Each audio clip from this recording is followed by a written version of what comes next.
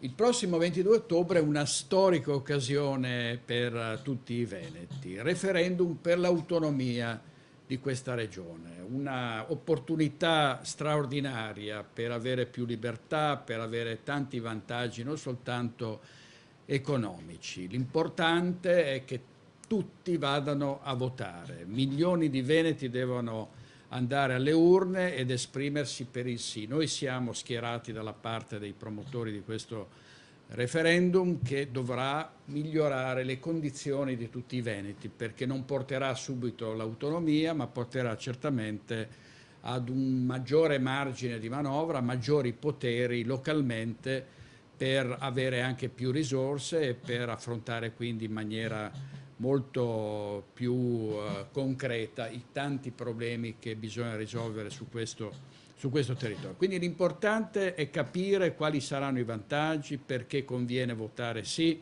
ovviamente nel rispetto di tutte le opinioni. E quindi abbiamo pensato da questa sera, tutti i sabati su Rete Veneta andrà in onda un nuovo programma proprio sul referendum del 22 ottobre, perché da qui alla consultazione storica, perché di una consultazione storica si tratta, tutti capiscano di cosa si tratta, capiscano quali sono gli obiettivi, quali saranno proprio le risorse che potranno restare sul territorio, potranno capire come bisogna andare a votare, è semplicissimo ma bisogna ripeterlo. Da stasera abbiamo, per la prima puntata, il presidente Luca Zaia, poi inviteremo costituzionalisti, avvocati, parlamentari, politici locali, cittadini, le categorie, insomma, per sapere come la pensano. Soprattutto inviteremo e daremo voce a tutti coloro che avranno un peso specifico tale da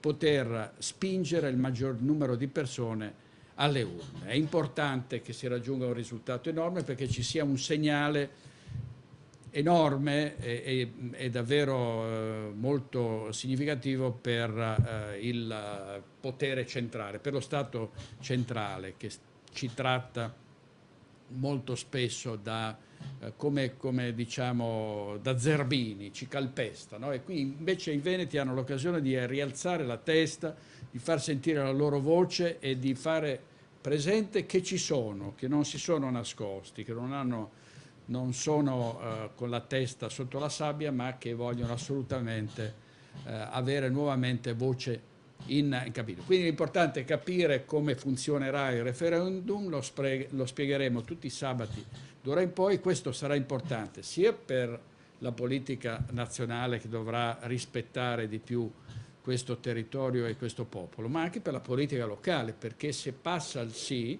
come accadrà sicuramente, con un ampio margine, dovranno tenere conto anche i politici locali, perché chiunque governerà questa regione, che sia Zaia o qualcun altro, ottenuta l'autonomia, avrà anche del filo da torcere da parte di chi si aspetta a quel punto grandi risultati e una grande crescita di questa regione. Diceva Andreotti, il potere logora chi non ce l'ha.